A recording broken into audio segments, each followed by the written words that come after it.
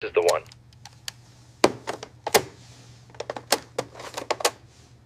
Are you sure about this?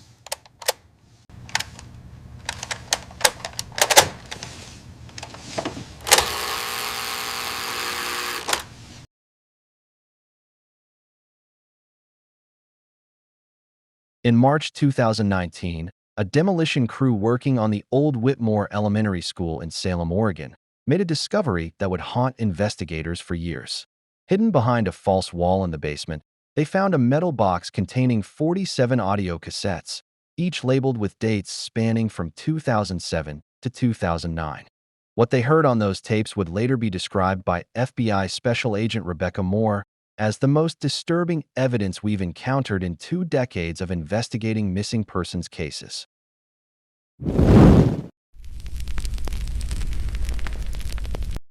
The demolition foreman, Darius Jackson, initially thought the tapes might be old school recordings, maybe music classes or student presentations.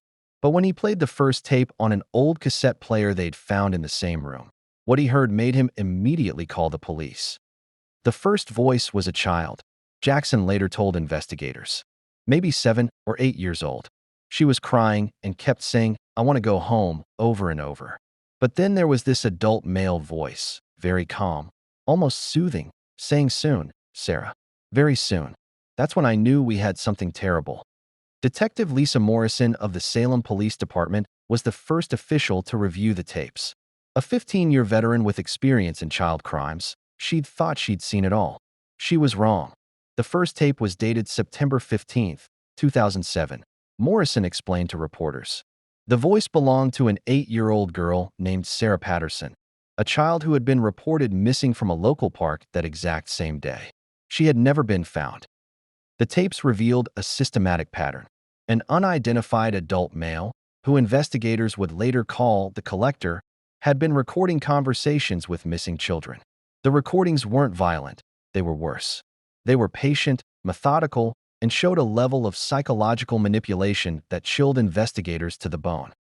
Each tape featured the same calm, educated male voice speaking with different children. Audio experts later determined that the man was likely in his 40s or 50s, with a slight regional accent suggesting he'd grown up in the Pacific Northwest. What made the recordings particularly disturbing was how the children's voices changed over time. In the early recordings on each tape, the children were scared, crying, asking for their parents, explained Dr. Amanda Foster, a forensic psychologist who assisted in the investigation. But as the dates progressed, their voices became more compliant, more broken. It was clear evidence of systematic psychological conditioning. The most disturbing aspect was how the man spoke to the children. He used a technique called false intimacy, speaking to them as if they were old friends, asking about their day, their feelings, their dreams. He never raised his voice, never showed anger. This calm demeanor made the recordings infinitely more unsettling than any screaming or violence might have been. The tapes spanned exactly 23 months, from September 2007 to August 2009. During this period, 12 children had been reported missing in the Salem area. 8 girls and 4 boys, all between the ages of 6 and 10. The recordings featured conversations with 11 of these children. The 12th child, 9-year-old Tommy Harrison, was never heard on any tape. "We believe Tommy may have been the one who got away," Detective Morrison theorized. The final tape, dated August 23, 2009, features the suspect speaking to himself for the first time. He sounds agitated, frustrated. He keeps saying, "The boy saw me. The boy saw me and ran." That was the last recording. The breakthrough came when audio technician David Kim noticed something others had missed. In the background of several tapes, there was a faint, repetitive sound, a mechanical humming that occurred at regular intervals. It was a ventilation system, Kim explained. Very specific frequency, very specific rhythm.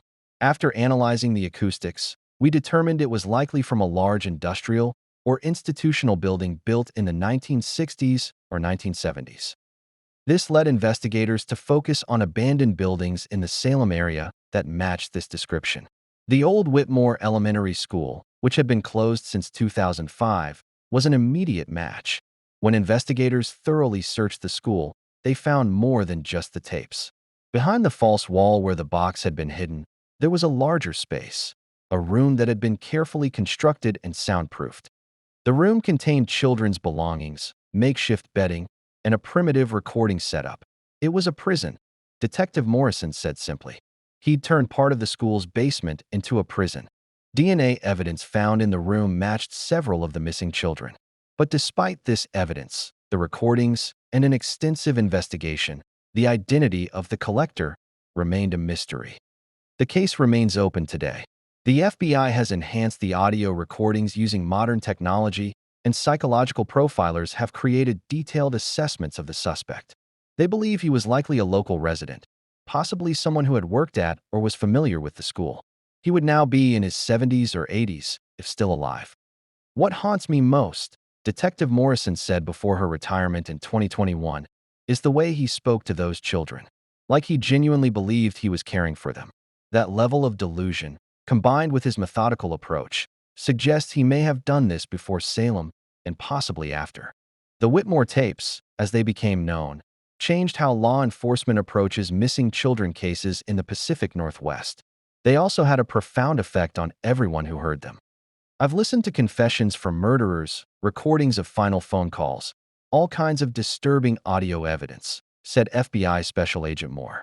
But there's something uniquely horrifying about hearing a child's voice fade from hope to resignation over the course of weeks. It's not something you forget. The families of the missing children finally had confirmation of their worst fears, but also a strange kind of closure. They knew their children had been heard, had been remembered, even in their final days. Today, the Whitmore Elementary School site is an empty lot. The building was demolished as planned, despite the discovery. A small memorial garden was planted there, with 12 small stones, one for each missing child. The tapes themselves are stored in a secure evidence facility, where they continue to be analyzed by experts hoping to identify the collector. Advanced audio technology has revealed new details, the sound of traffic patterns that might indicate location, the faint sound of a television in the background playing specific programs that could narrow down timing, and even the possibility of a second voice in some recordings. Every few years, we get new technology that lets us hear something we missed before, current lead investigator Detective Ryan Walsh explained. We're not giving up. Somewhere out there, someone knows who this man was. Someone remembers him. And when they come forward, we'll be ready. The most disturbing question raised by the Whitmore tapes isn't about the identity of the collector. It's about the systematic nature of his crimes.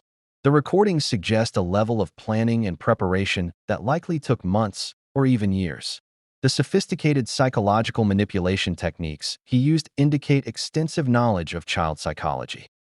This wasn't a crime of opportunity. This was a carefully planned operation by someone who had likely been thinking about, planning, and possibly practicing these crimes for a very long time. And that raises the question that keeps investigators awake at night. Was Salem really his first location? Or were there other towns, other schools, other hidden rooms filled with recordings of children who were never found? The Whitmore tapes may have been discovered, but the full truth about the collector remains buried somewhere in the silence between the recordings, waiting for someone, somewhere, to finally speak up and bring justice to the voices that were never allowed to grow up. The investigation into the Whitmore tapes remains active.